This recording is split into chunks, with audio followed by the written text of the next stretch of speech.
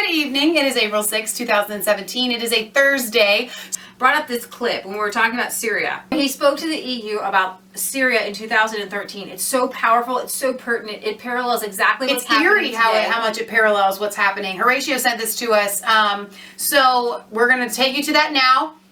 And this is what Nigel had to say on it in 2013. It's really powerful about why we don't need to be going in there.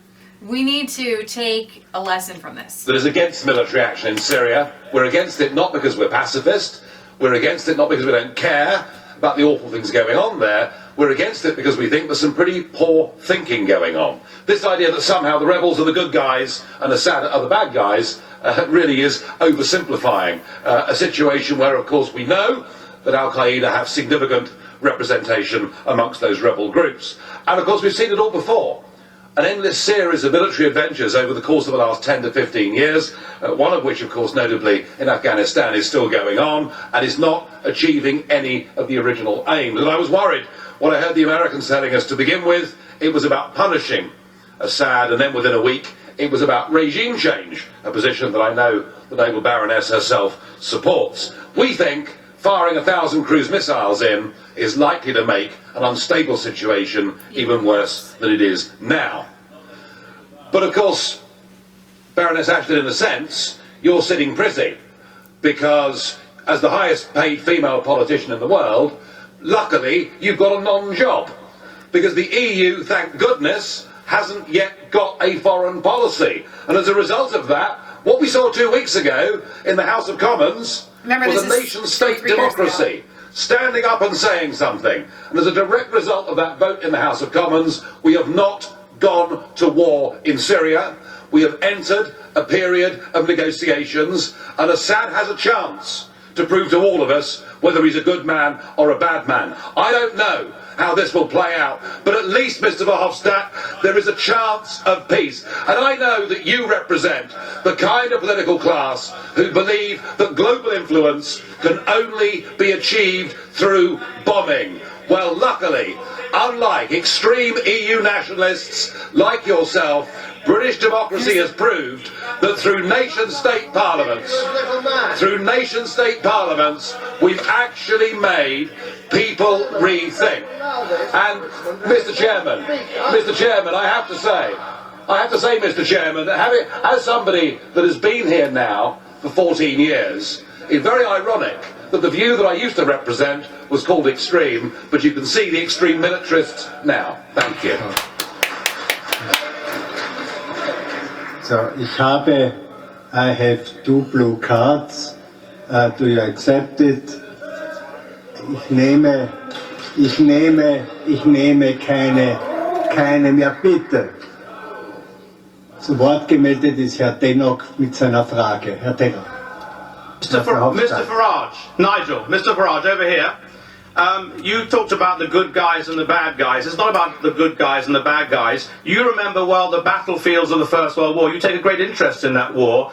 And you remember the horrors of the use of gas. Would you not accept that a red line has been crossed by the Assad regime in using gas against his own people? And if so, what should be done to stop other dictators and despots using it elsewhere? Not just against civilians, but actually in military conflict. So what would your response be to the use of a weapon of mass destruction? Sit back and do nothing? Danke. The good guys, bad guys story, really I take from your own Foreign Secretary and party member William Hague, who of course was urging the international community to arm the rebels, something that struck me, given we know Al-Qaeda's involvement, as being total and utter madness. I am cynical and sceptical, as are much of the European public, about who has used those weapons until we get the full report and we get the intelligence right. We went to war in Iraq, being told that Saddam had weapons of... Why don't you shut up and listen for a change? You really must be the vilest, rudest man in European politics. And you rant on, and the chair lets you get away with it because you're the former Prime Minister of Belgium. Well, there we are. So Mr. Tannock, I understand what you're saying. I understand something ghastly has happened here, but before you take military action, you need to be certain you're going to make things better and not worse. The time is over. The blue card is one question and one answer. I have a second question from Mr. Jan Bashko. Jan Bashko. Mr. Farage, would you stop the chronometer, please?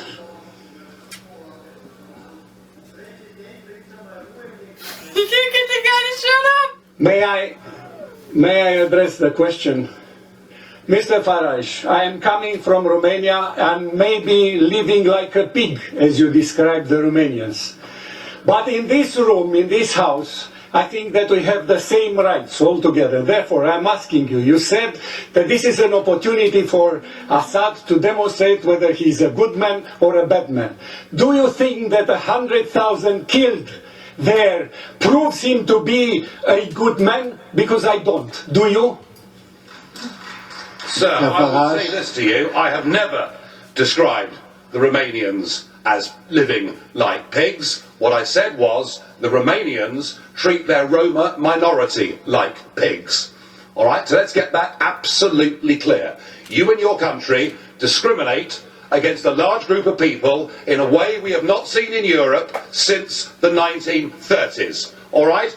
Now look, I am not taking sides in this civil war, but I'm saying this, that whether it's through the use of gas or whether it's through the use of other forms of high explosives or bullets, there are terrible things happening in Syria. I understand that, and I agree with that. But rushing to war, as we did in Afghanistan, as we did in Iraq, was a mistake. And Mr. Cameron tried to bounce us into war, and thank goodness the House of Commons has given us pause for thought. Surely that must be a good thing. So So this was really, really powerful, and it totally parallels exactly what is happening right now, today. There is such a clamor for war, for us to remember, you guys, there was such a clamor to go into Iraq, and sometimes there is nobody there to fill the vacuum. Yeah. And millions, over 1 million people died in Iraq, and it's not a better place now. It's not a better place now. Christians have been so persecuted when it was kind of like, yeah, bad things were happening at this level, but as soon as what had happened in Iraq was you didn't have anybody good. You can't bring people democracy who don't have it in their hearts to lead as a democratic nation. You can't just vote people in. We recognize that Islam doesn't allow for this, and that under Assad, actually Christians were kind of there, kind of just there, not being so persecuted, right? Like they would be in Iran or Saudi Arabia, or even, to a lesser extent, Egypt. The Coptic Christians there in Egypt are so persecuted. So now that we saw Farage, we want to take you to Congressman Massie. He said a lot of the same things that Farage said in 2013. All right, let's get to what I want you to see here is really important that you see this. On 2013, Trump and Massie, he wanted to show that they're on the same page. Isn't this so cool? He says, we can't improve a situation with chemical weapons by attacking with kinetic weapons. Contributing to the Syria death count won't make anything better. Donald Trump in 2013 says, again, to our very foolish leader, do not attack Syria. If you do, many very bad things will happen. And from that fight, the U.S. gets nothing.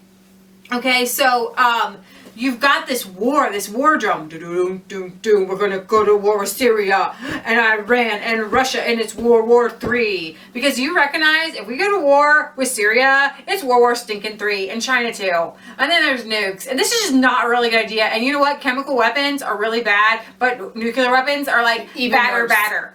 That was really technical. Okay, well, some people just don't quite get it very well when you try to be all technical about it. So, sorry. Let's see. That was from our other segment. That was from another segment. Yes. Here we go. Let's talk more about this in a very important day. Joining me now, Republican Congressman from Kentucky, Congressman Thomas Massie. Congressman, thank you so much for the time. We love Massie, right? Thank you, Kate. Thanks for having me on. Of course. Real deal. You've what he seen is. These horrific images. Let's talk about Syria first. You've seen these horrific images of people, children, coming out of Syria right now. No public statements no public comments from the president yesterday, but then a statement. He calls it reprehensible, but then the president blames it on Obama, saying this in part. He says these heinous actions by the Bashar al-Assad regime are the consequence of past administrations' weakness and irresolution. Congressman, is the solution to this problem blaming the president before him? It breaks my heart to see those images of the victims, I have to say that. Let me tell you, Kate, the only issue I've received more phone calls on, other than the Affordable Care Act, if you will, was going to war in Syria in 2013.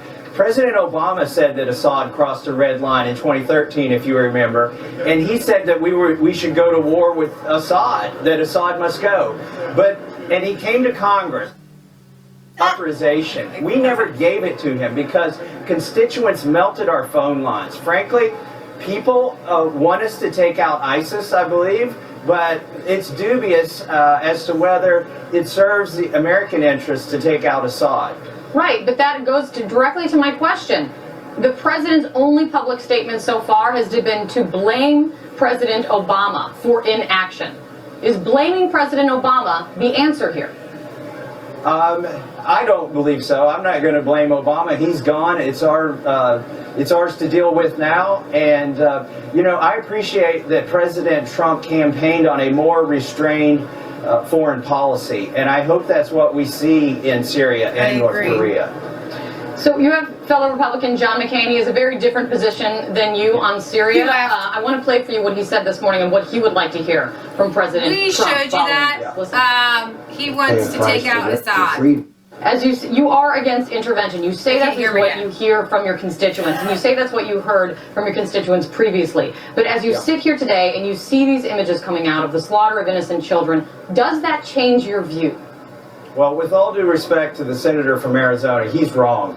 And he's not expressing the will of the American people. But I hope that the senator and I can agree that President Trump cannot unilaterally attack a country. He cannot commit an act of war against a sovereign nation without a vote in Congress. So this really isn't up to Rex Tillerson or the president at this point. If the president of Syria is committing crimes against humanity, slaughtering his own people, do you think there is something short of going to war with Syria that you can support? Your fellow Republican Adam Kinzinger says yes. There is something short of that. You can ground Assad's Air Force. You can crater the airstrips that the Air Force is taking off from to commit these atrocities. Can you get on board with that? Well, I can't speak about classified information on TV, but I can tell you, according to the Washington Post, we've been spending $1 billion a year in funding the rebels in Syria to no good effect, frankly. $1 billion a year. What do you think about grounding? What do you think about grounding Assad's Air Force?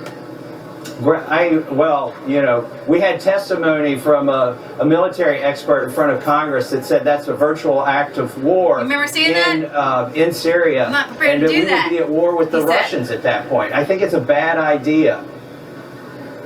Earlier today, Congressman Vanna, she's a little Syrian girl who's become really the voice of all Syrian children in this war. She spoke to CNN, and here's what she said that her wish is. Listen. I'm sorry. I want. This, to me, is propaganda. She says, I'll give you the link if you want to listen to it. I can't hear the propaganda because I know it's propaganda. I want to go outside and play.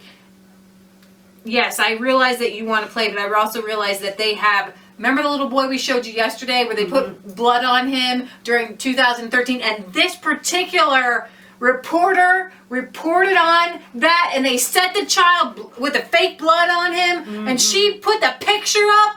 Come on, tears in her eyes. With tears in her eyes. Come on, you were played and you're being played again, lady. Come on, don't mess with me. She wants for the children of Syria to be able to play and go to school. She's pleading for help. Yep. What do you say to her, Congressman? I think what she's asking for is something that all children should enjoy.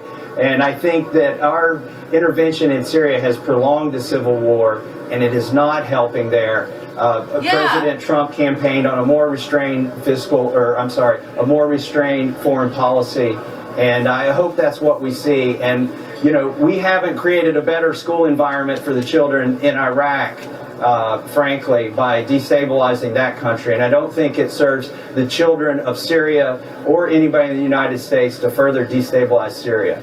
So you say you see these, you hear that plea from her, you see the images coming out of Syria, and you think the best policy for the United States right now is to do nothing. What I'm saying is we might end up making the situation worse if we launch airstrikes, if we against their airplanes, against hard targets on the ground.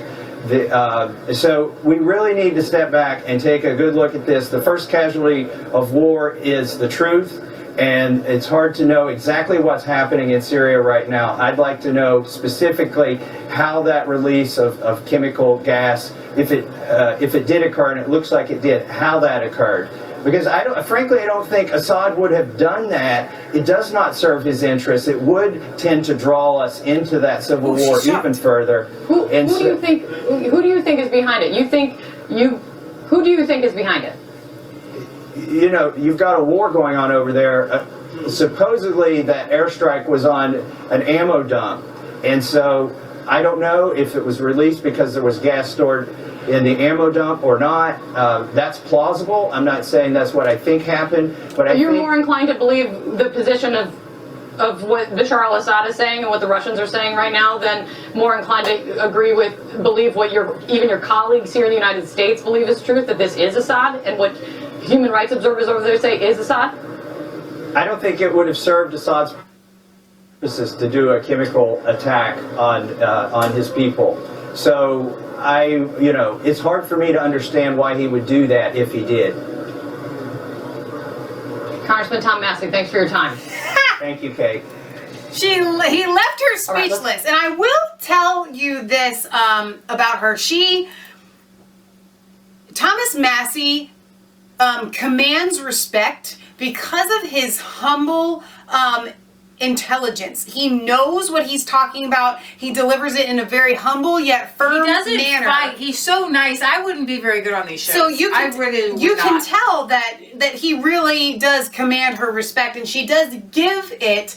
I think if it had been anybody else, she really would have laid into him more. And so in that, I have to give Massie a huge round of applause. But there was so much that just happened there, and I'm really hoping that you guys were able to follow that. But he hit so many points where she's saying, but wait a minute, your colleagues are all saying that this was Assad. And Massie is saying it doesn't serve Assad's purposes to do this. And then she goes to accuse Assad him. had said, from what I hear, and you can never be sure, but he has said that there was a bombing, that they were bombing a weapons thing, and somehow this chemical exploded. Right.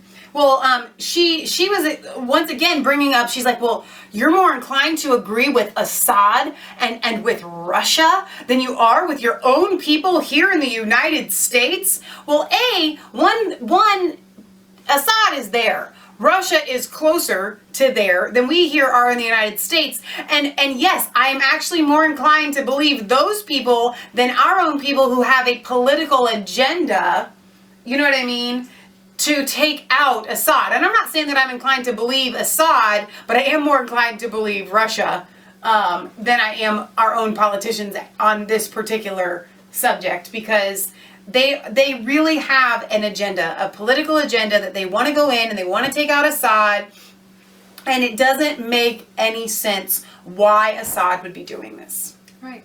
It doesn't. So, well said, Massie. Thank you. Well said, Farage. Farage, for 2013. Making this all, in my opinion, incredibly clear. And wait, I want to talk about one more thing. Okay.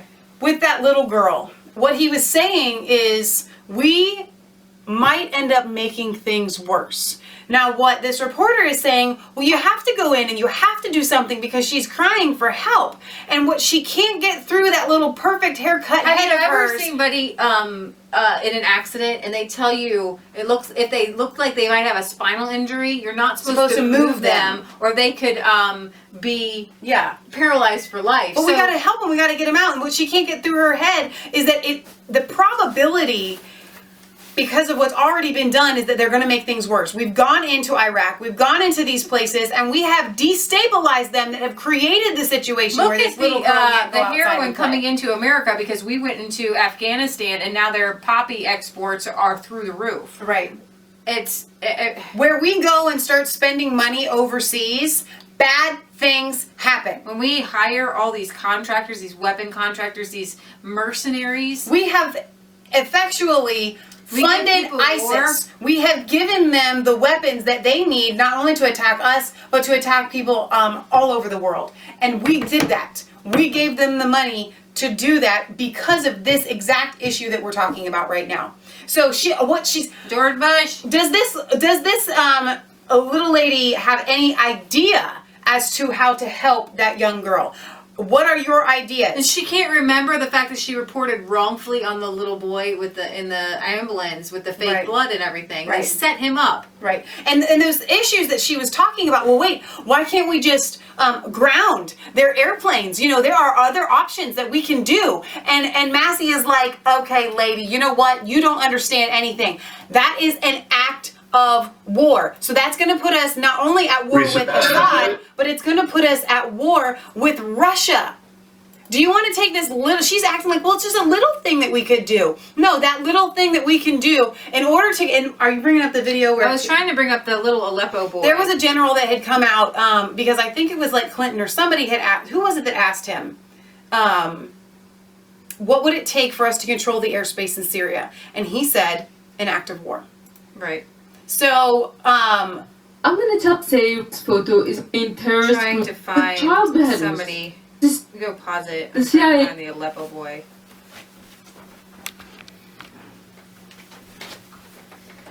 So I wanted to give you just a little update from Russia. They're saying that their relationship and cooperation with Assad is not unconditional. That if this is true, Russia will take steps. Yeah. Okay? If Assad did this, and I wanted to make that. It says during there was a meeting, the U.S. hinted at taking its own action at Syria. And Russia realizes this. Russia is understanding this whole situation, and I think that we all need to open up our eyes and see that there's so many different things at play right now. So, all right, you guys, this is Leah Michelle signing off for Resistance Chicks. And don't forget to like, comment, and subscribe to Mass Faith 3 and Resistance Chicks if you want to see more videos like this. Ring the bell for notifications and find us on Facebook and Twitter. We love you. God loves you. God bless. And we are praying for what is happening in Syria. But at this point, that's pretty much all that we can do. And as Americans, as America, as the country, I think that's all we should be doing. right. All right. Goodbye.